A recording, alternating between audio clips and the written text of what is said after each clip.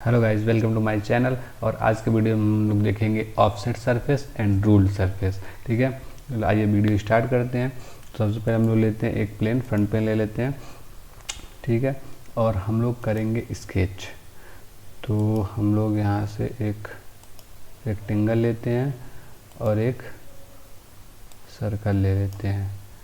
ठीक है, अब इसको हम लोग क्या करते हैं, इसको हम लोग प्लेन सरफेस कर लेते हैं। ठीक है, ये हो गया प्लेन सरफेस। अब ऑफसेट सरफेस क्या होता है, ऑफसेट सरफेस को हम लोग क्लिक करते हैं। ये पूछ रहा है कि ऑफसेट पैरामीटर्स कौन से हैं, ये है, और इसको भी दे दिया, दोनों हैं। ठीक है, तो ये 10 mm के डिस्टेंस पे एक उस सरफेस का वो एक और कॉपी बना देगा। 10-20 इसको जितना देना है आपको, इसमें घटा बढ़ा सकते हो। ठीक है, तो ऐसे आप देखो, तो आपने ये बनाया था एक, ये एक बनाया था, ये 2 बन गए। तो ये जो है ऑफसेट करता है, जो कोई सरफेस बना हुआ उसको ऑफसेट कर देगा। तो ये होता है ऑफसेट सरफेस। और इसमें हम लोग क्या कर सकते हैं, अगर मान लीजिए इसको हम लोग डिलीट कर देते हैं और हम लोग इसमें रूल सरफेस देखो, रूल सरफेस क्या होता है। तो रूल सरफेस में आते हैं, तो हम ये जो एज है इसको सेलेक्ट कर लेते हैं। तो ये क्या है कि टेंजेंट टू सरफेस, तो ये सरफेस के टेंजेंट जा रहा है। ठीक है, तो हमें टेंजेंट नहीं, नॉर्मल करता हूँ मैं। नॉर्मल करेंगे, देखो अपर डायरेक्शन में इस तरह से जा रहा है बिल्कुल। और इसको हम लोग बढ़ा लेते हैं 20। ठीक है, अब हम लोग ऑफसेट सरफेस करते हैं और ये हमने ये ले लिया। अब इसको हम लोग डायरेक्शन चेंज कर दें, तो हमने डायरेक्शन चेंज कर दिया इसका, ये हो गया 20। और इसको हम लोग अपने हिसाब से, मान लो हमने यहाँ फिक्स कर 80 पे कर दिया, हमने 80 पे। ठीक है, तो ये कुछ ऐसा देखो बन गया। तो क्या होता है कि ऑफसेट सरफेस जो होता है किसी भी फेस का वो ऑफसेट बना लेता है। रूल्ड सरफेस, तो रूल्ड सरफेस क्या होता है, इसमें हम लोगों को ये हमारा देखो, पहला होता है टेंजेंट सरफेस। टेंजेंट करते हमने ये लिया और इसको कर दिया, तो ये टेंजेंट बना रहा है, जस्ट उसके टेंजेंट ही ये बनाएगा, ये टेंजेंट बनाएगा। ठीक है, तो ये टेंजेंट बना रहा है, ये 20 पे है, हम इसको 10 पे कर सकते हैं। ठीक है, तो पहला टेंजेंट बना रहा है। दूसरा क्या है, नॉर्मल टू सरफेस।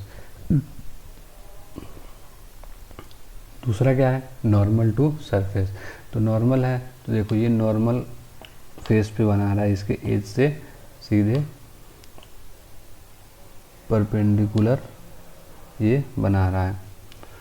ठीक है, और तीसरा है टेपर्ड वेक्टर। अब टेपर्ड वेक्टर में क्या होता है कि हम यहाँ डिग्री देंगे।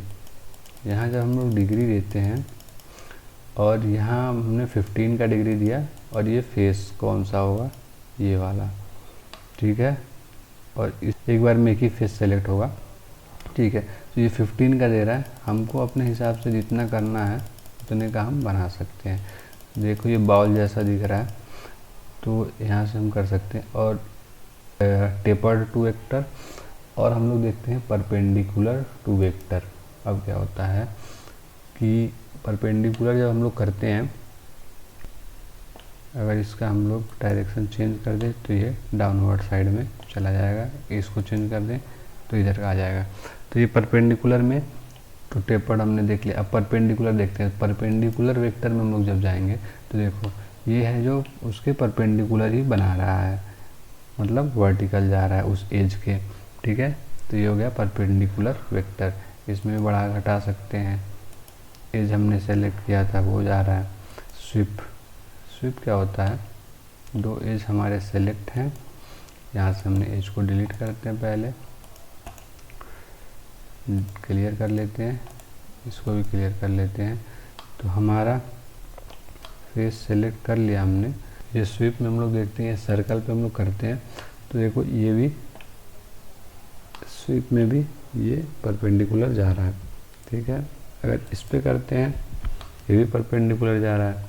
अगर हम लोग यहाँ से कोऑर्डिनेट इनपुट दे दें तो कोऑर्डिनेट इनपुट जब हम लोग देंगे तो यहाँ मान लो 1 है, हमने इसको 20 दे दिया, इसको हमने 30 दे दिया, y को और z को हमने 40 दे दिया।